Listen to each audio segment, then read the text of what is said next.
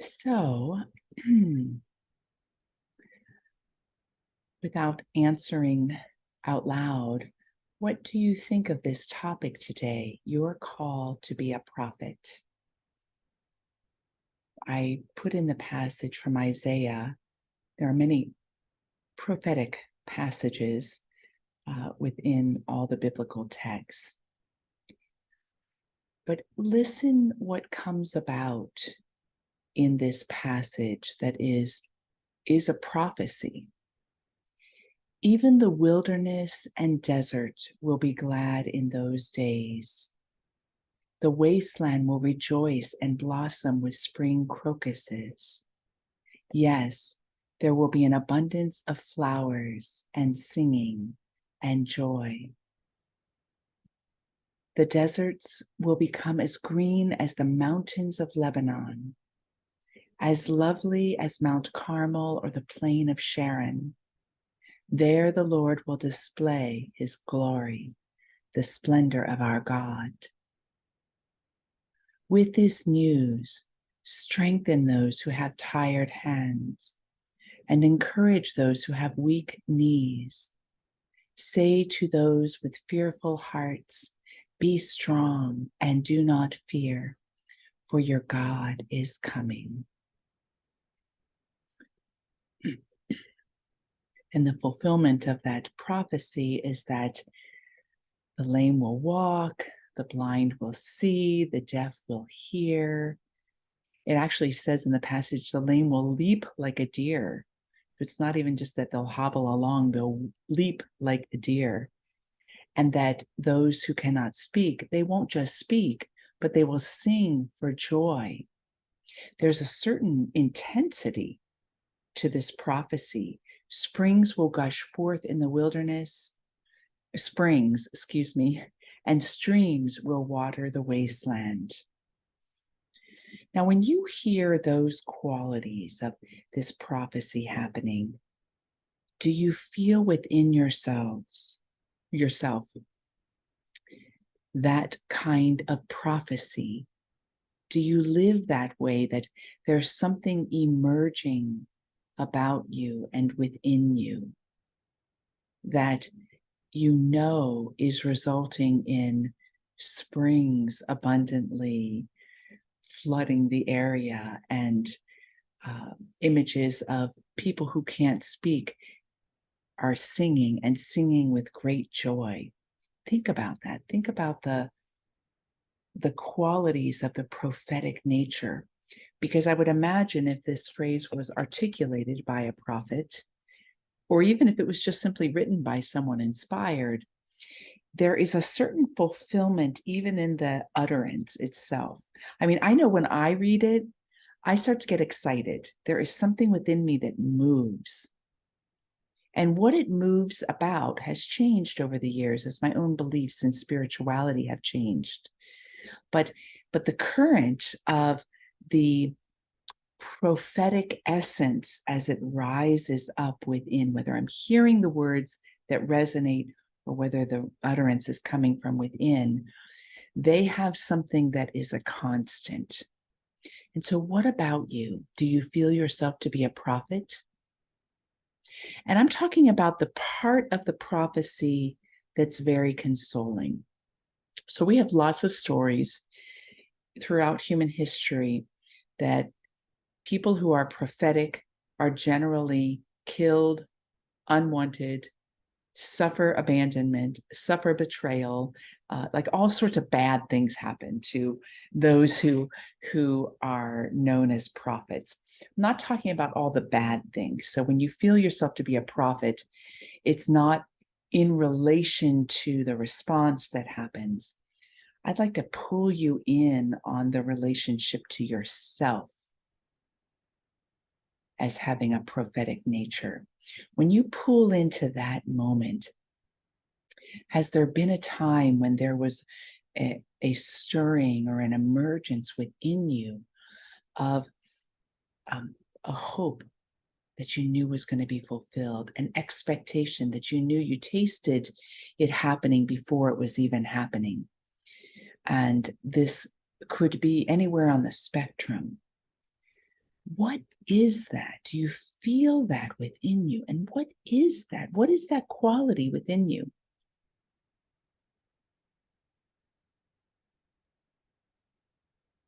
And are you comfortable with calling that quality part of your prophetic nature? So in Christian theology, there is the belief coming from the interpretation of sacred texts that every human being is a prophet, that it is part of the essential nature of being a human being. So it's not just the chosen, not just the few that are called to be prophets, but that every human being is a prophet. And a prophet at its heart is an individual. Obviously, I can't speak for animals and nature or plants, but it is the happening of experiencing an aliveness of an eternal word within that is moving towards fulfillment. And that every human being is called to realize that. Now, if you take a look at it from a logic standpoint, if that's part of our human nature, if part of what it means to be human, I'm going to draw really maybe too simplistic, but hopefully insightfully simple, draw a simple line of thought here. If being a prophet is part of our call and our essential nature, then awakening into the prophetic nature is part of the process of coming into wholeness. That we can't say, I'm not going to awaken into my prophetic nature and be a whole self-realized human being. Now, I'm asking you to entertain that's possible and true. I like to abide in that as truth, but I don't want you to just kind of swallow it, what hook, anchor, and sinker, bait, whatever, swallow it all. But entertain the possibility, because what does that mean if we look at it that way? It doesn't mean that you're meant to have a life of suffering. I'm not looking at the ways that prophets tend to not fit in. Why is that prophets tend to not fit in? Because saying yes to our prophetic nature puts us on the edge of what we know. And the prophetic nature part is opening us up into the unknown, which is uncomfortable to the collective. Part of the survival of the species is establishing habits and patterns of familiarity that repeat and repeat and repeat, and we live and we survive, and we repeat and we live and we survive. So if you have part of the species saying, no, it's this, it's not that, it's this, then it would be clear that it would be difficult in the reigning consciousness for that emerging consciousness to fit in. But the suffering, I think, that comes about for those who say yes to their prophetic nature isn't because they're unique and most everybody isn't a prophet. It is because the collective hasn't awakened to its prophetic nature yet.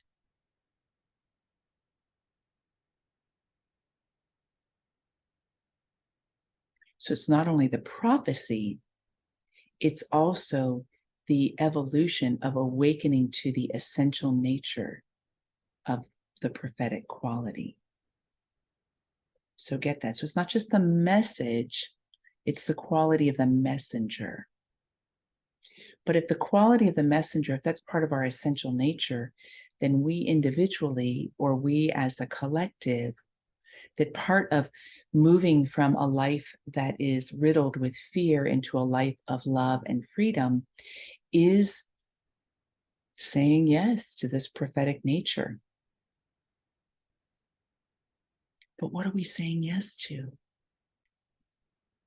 When we're just drawing close, what we're saying yes to is the movement of spirit within us, accomplishing life in new ways. when you get a genius introduce a new science, like when you get somebody like an innovator like Tesla introduce a new theory. I could point to so many, I won't belabor it, because it doesn't quite fit where the reigning consciousness is. It can have a hard time taking root, but because it's introduced into the consciousness, it eventually does take root. It definitely, it over time becomes mainstream. The only way we contribute to the emergence of the prophetic nature of humanity is by saying yes to it ourselves. And it's not looking outward to say, well, if I'm like that, then I'll be like Jeremiah, who's thrown into a well 3 times. That's not the point. The point is drawing close to the stirring of spirit as it's happening uniquely and anew within you, and gaining the maturity to stand truthfully with it and not betray yourself. Stand truthfully within it, to be it, regardless of what happens.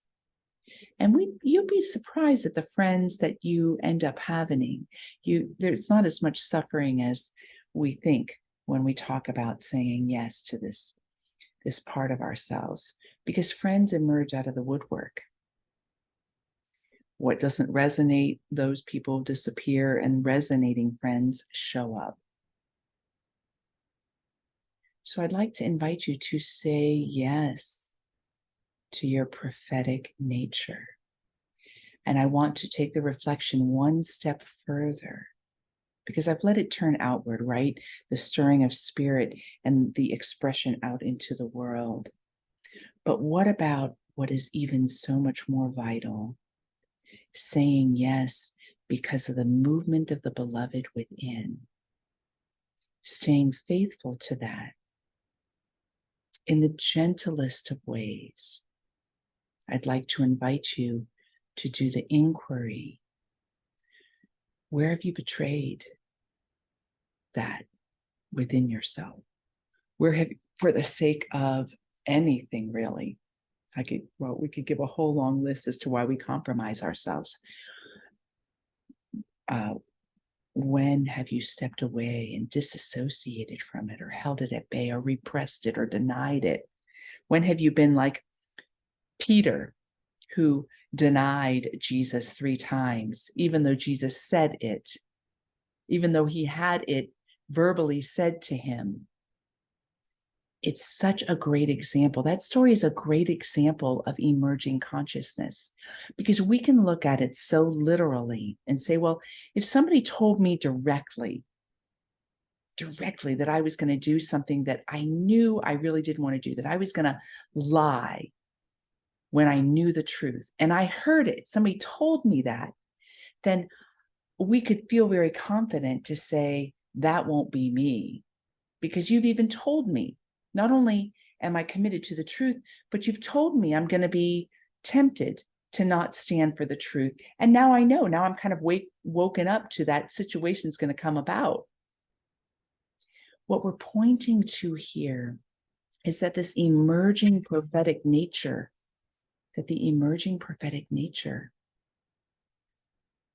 is the emerging consciousness. It's coming forward from the unconscious. See, where we are not aligned, we are unconscious. We're not the masters. We can't just flip a switch and say, I'm just not going to be unconscious anymore. We awaken anew. So where, and very gently, very tenderly, because when we betray ourselves, it is because it is really, really a vulnerable point for ourselves. And it deserves tenderness.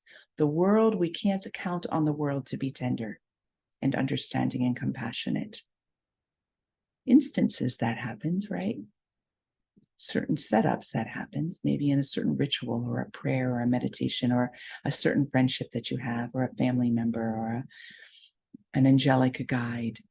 But on the whole, you can't turn outwards to the world and actually expect that there's going to be a predominant tenderness towards that deep vulnerability, because the world has not been willing to be that vulnerable.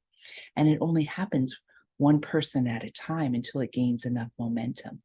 So I want to invite you to be very tender and see if you can note one place where you have or you are compromising yourself. And that's not so you take the sword and go bam, bam. It is so that you provide presence and let come forward that which is unseen to you. If you are operating from the unconscious, you do not see because that part is unconscious.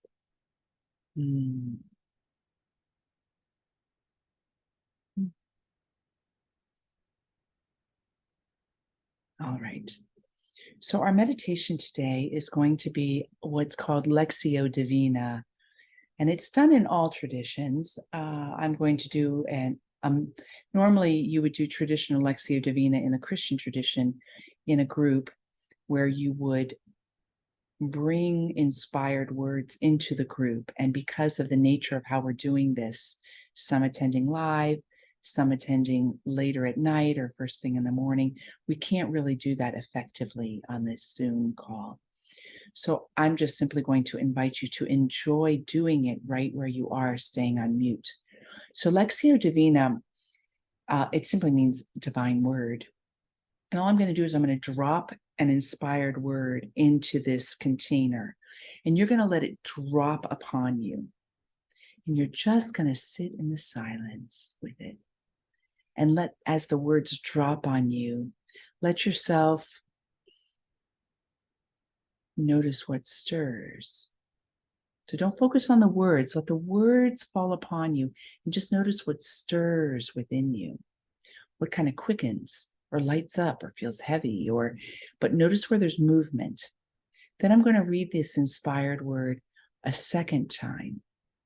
And you're going to notice the movement, but then also notice the word that's causing the movement.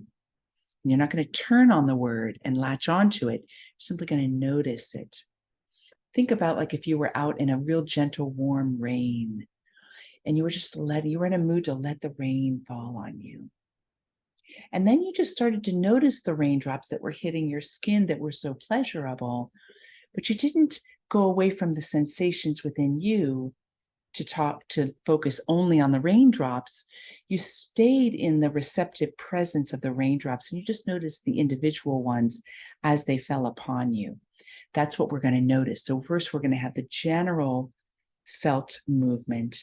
Then we're going to have the general movement where you notice an individual raindrop or two.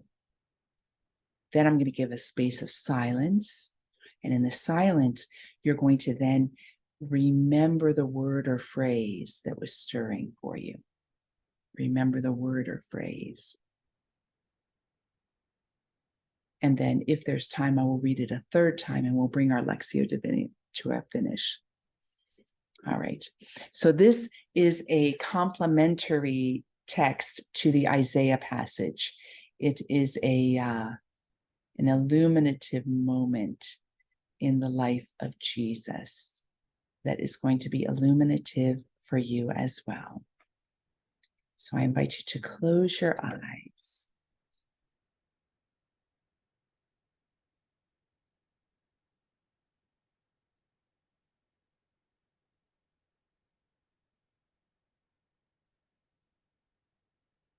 And with your eyes closed, bring all of your attention,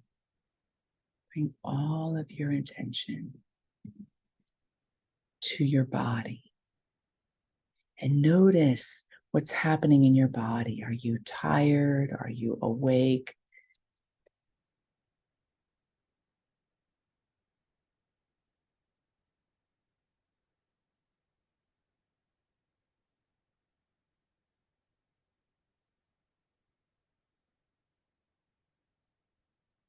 Where are your feelings right now? Are you happy? Are you sad? Are you indifferent? Are you hopeful? Are you a mix?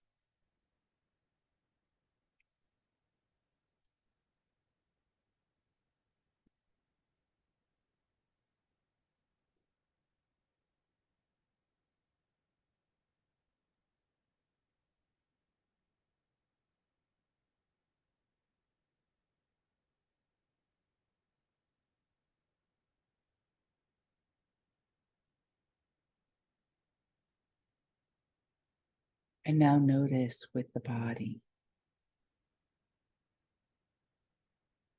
Notice with the body that there is a certain lightness sitting here in this gathering. That you are being lit, or you are alighting by giving yourself this time and this space.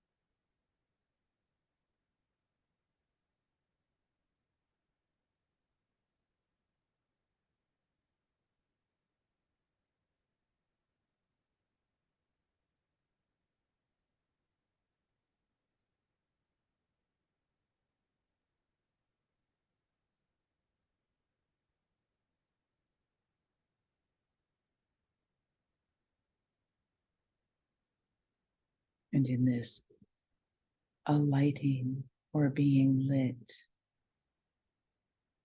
choose before I utter these words, choose to open to these words falling upon you like a gentle, consoling rain.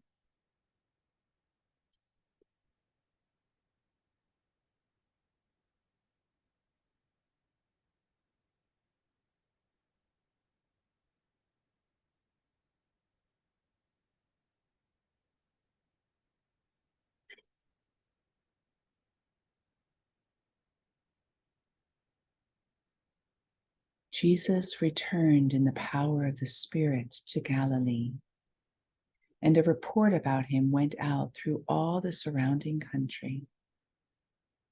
He taught in their synagogues, being glorified by all. And he came to Nazareth, where he had been brought up. As his custom, he went to the synagogue on Sabbath day, and he stood up to read. The scroll of the prophet Isaiah was given to him. He unrolled the scroll and found the place where it was written, "The Spirit of the Lord is upon me, because he has anointed me to proclaim good news to the poor. He has sent me to proclaim liberty to captives and recovering of sight to the blind, to set the oppressed free, to proclaim the year of the Lord's favor." He rolled up the scroll and gave it back to the attendant and sat down. The eyes of all in the synagogue were fixed on him. He said, "Today, this scripture has been fulfilled in your hearing."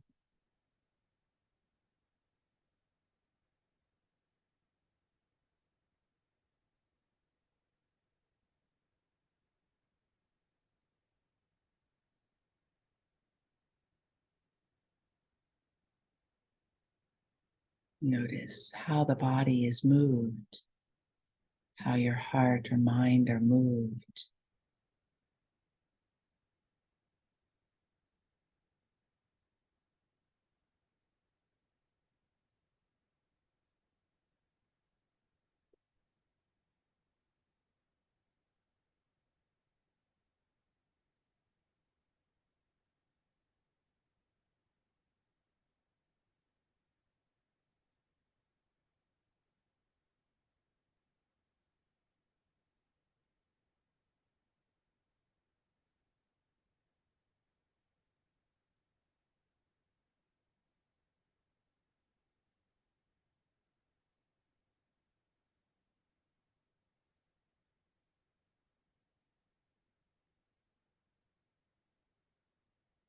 And now I'll read the passage a second time.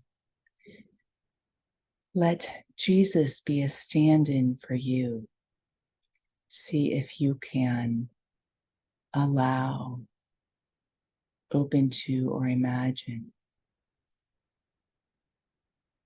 that what Jesus represents is you. Jesus returned in the power of the Spirit to Galilee, and a report about him went out through all the surrounding country. He taught in their synagogues, being glorified by all. He came to Nazareth where he had been brought up. And as was his custom, he went to the synagogue on the Sabbath day and stood up to read. The scroll of the prophet Isaiah was given to him. He unrolled the scroll and found the place where it was written, "The Spirit of the Lord is upon me, because he has anointed me to proclaim good news to the poor.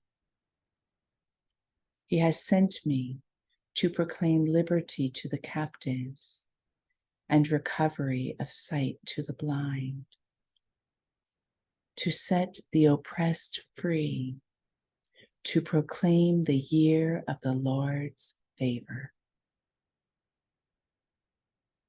Jesus rolled up the scroll and gave it back to the attendant and sat down.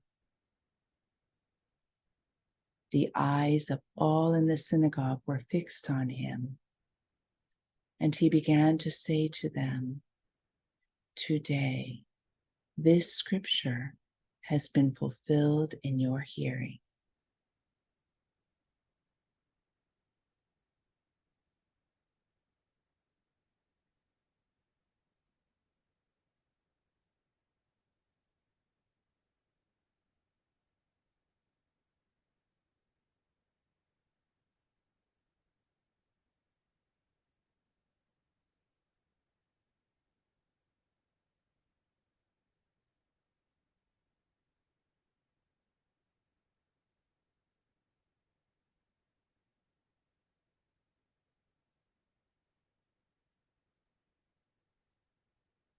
And as we bring this short Lectio Divina to a close, notice what word or phrase stirred you the most, and in what ways does it allow you to open to yourself as a prophet and as one who is anointed.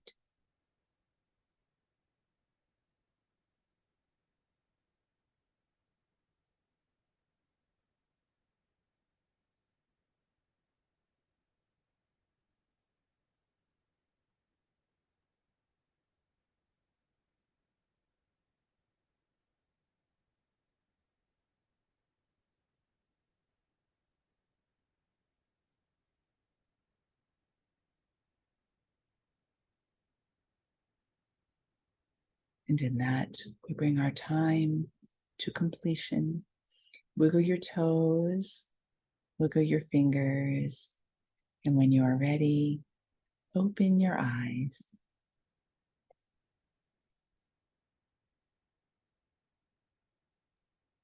Blessings, my friends. See you tomorrow.